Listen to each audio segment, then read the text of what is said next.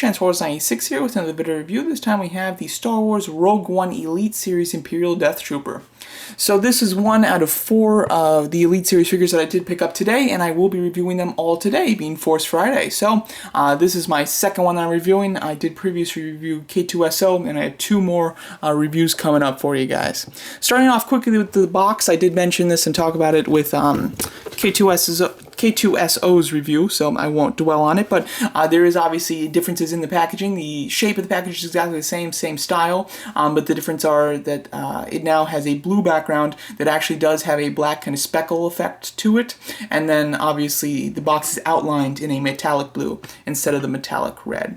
So the box is exactly the same, except the color scheme has been changed, which is quite nice. So bringing in the Death Trooper. So this is one that I think is probably going to be pretty popular for this Elite series. I feel like the Death Trooper and K2SO will be the most popular because they're the ones that lend themselves the best to a die-cast version of themselves.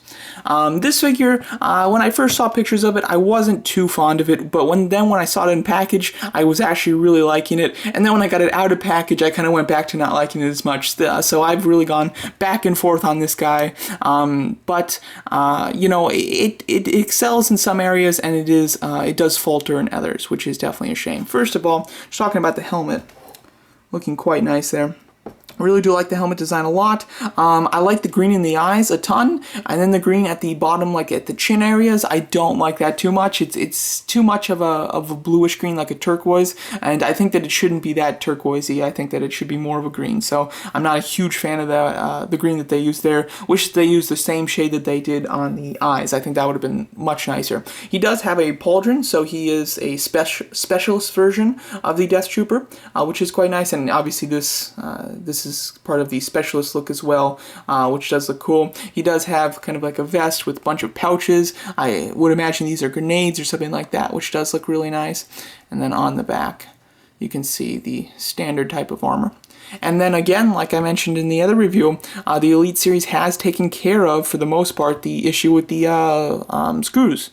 They have covered up all the screws. The only screws that they are leaving on are one on each bicep and then one on each shoulder. The shoulder ones are usually pretty hidden though, so it's mainly just the bicep ones that are visible, and then the others are all capped, which is really nice. The price of these have gone up to $27 instead of $25, and I would imagine that that's the reason. So at least it wasn't just a standard, you know, price increase. We actually did get something for that price increase, which is nice. Some Death Trooper figures have been looking quite skinny. I think that this one looks pretty bulky. I think that in the chest he looks very bulky, and then the arms and legs he looks pretty skinny. So at least he's bulky in some areas. However, you know, it's not completely that way. Although I do think that in the movie they won't be super bulky. Just because they're Death Troopers, they're like a specialist, you know, kind of force. You feel like they should be slightly bulky. They shouldn't be like these little skinny guys. At least that's just in my opinion. So this figure though does kind of take care of it with the bulky torso, which is quite nice. My main complaint about this figure is the fact that the way that his arms are sculpted. His arms are sculpted like going out. It's very strange. They go straight and then they like have a massive curve in. I believe that they did this to help you hold his gun with 2 hands, but it's not curved in enough to get him to hold his gun with 2 hands. So it's like I kind of got what they were going for, but they didn't succeed, and therefore it just becomes incredibly annoying, which is definitely a huge disappointment. This is as good as you will get to him holding his gun. Like he can almost get to it a little bit.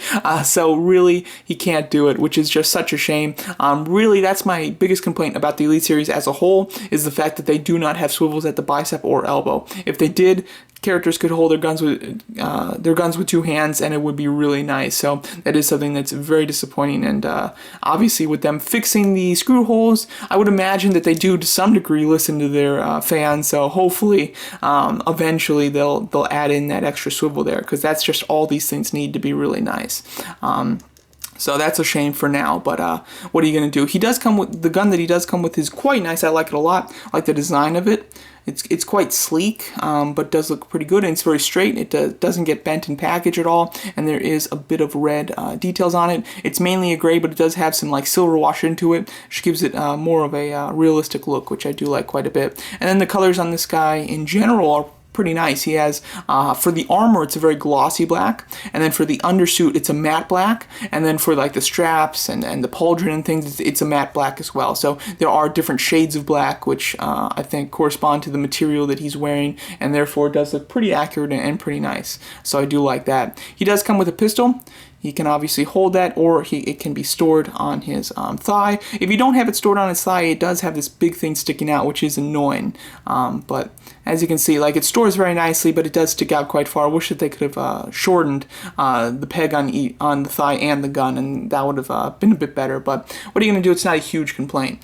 The weight on him is very nice. Like most Elite Series figures, they're very heavy. Obviously, they're all die-cast. That's the kind of that's the big thing from the series.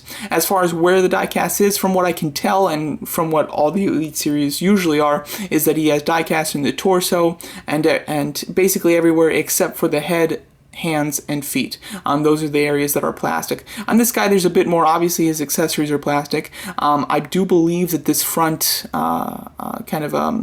these straps are plastic as well, and this is definitely plastic. And but I think that these are basically things that are glued onto the body, but the body itself is, of course, a solid die-cast piece. So like these things, I would imagine, are plastic as well. So the things on the main body are probably plastic, but the main body, arms and legs, are die-cast though, which is quite nice. Articulation on him is standard for the Elite Series. He has a ball-jointed head. Due to the large kind of pauldron that wraps around his neck, he doesn't get much up and down. He gets very slight, actually. And then it does swivel completely, of course. He has ball hinge shoulders, slightly restricted on this side due to this strap to going in. If that strap wasn't there, he could go in a bit further, and maybe he would be able to get this hand to touch this gun, basically. He has hinges at the elbows, and which, you know, when the arms are hinged, you can't really see the arms that are curving in so far. It's just when they're fully extended that they just look ridiculous. And then he has a swivel waist, which is quite nice. It is slightly hindered by the stuff that's on his torso, but it's not a big deal.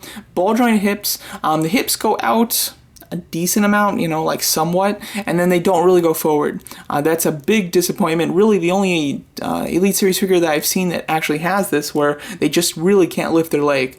Very annoying. That's, you know, like I said, pretty unique. I haven't seen that before. Single hinge elbow or knees that go about 90 degrees, and then he has hinge swivel thigh or ankles, which are nice, and they are pretty stiff there. So this guy, out of the ones that I got today, I would say that he is on the disappointing side of the ones I got. He might be my least favorite out of them. However, I like the Death Trooper, and the Black Series one, I don't have it in person yet. I have ordered it, so it will be coming next week, but I don't have it at the moment, and that one looks really skinny.